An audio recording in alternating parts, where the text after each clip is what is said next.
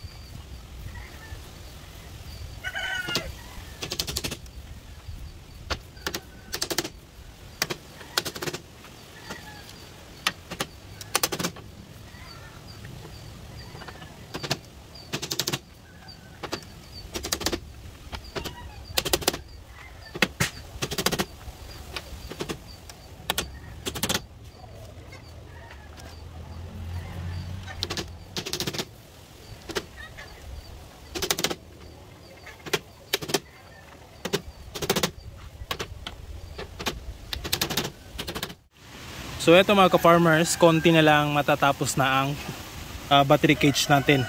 So ito na lang yung kulang. So kukuha pa ako ng mga kawayan doon para ilagay dito. Pero siguro mga 4 na piraso lang naman. So katapos malagyan natin yan ay goods to go na ito. Yan o. So dito natin ilalagay yung mga manok na paitlugin natin. Yung mga manok na game fowl. So sa kaibigan natin ito, bibigay natin. So yan. Papasok natin yung inahin dito mga ka-farmers. Diyan, pagpasok dyan, sasara naman natin para di makalabas, of course. Yan.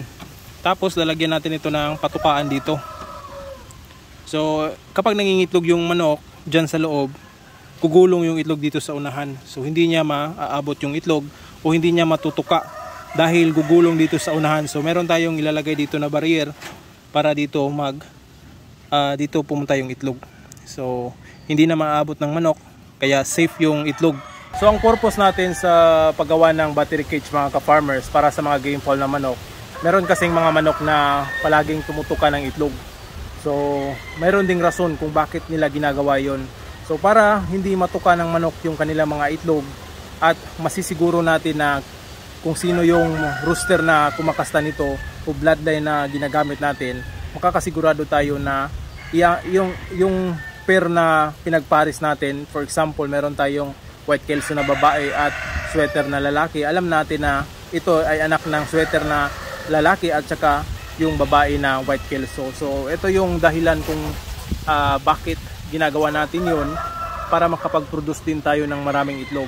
So kapag naka-free range lang kasi yung mga inahin na game fowl, merong iba naglilimlim o nangingitlog sa tamang pugaran, meron namang iba tinutuka lang yung kanilang itlog. So ito yung isa sa mga purpose kung bakit gumawa tayo nito. So para makapag-breed din agad ng marami yung may-ari nito.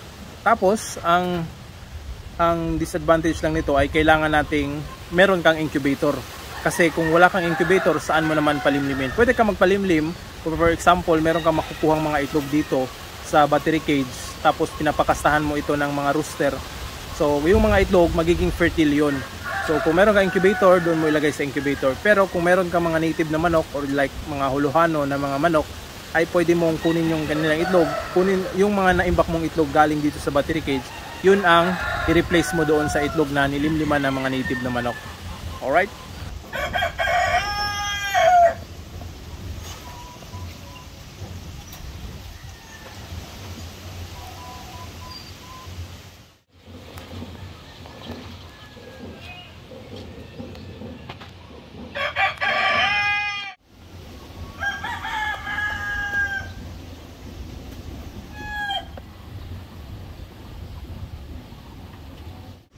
So ito na mga ka-farmers, natapos na natin yung 4 na kwarto na battery cage.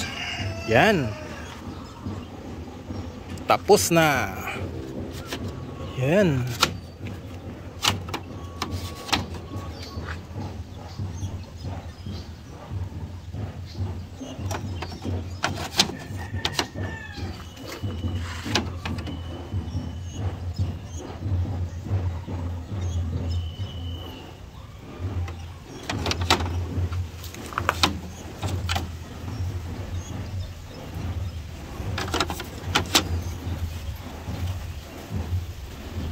So marami ding nagtatanong mga ka-farmers kung gumagawa ba tayo ng mga battery cage.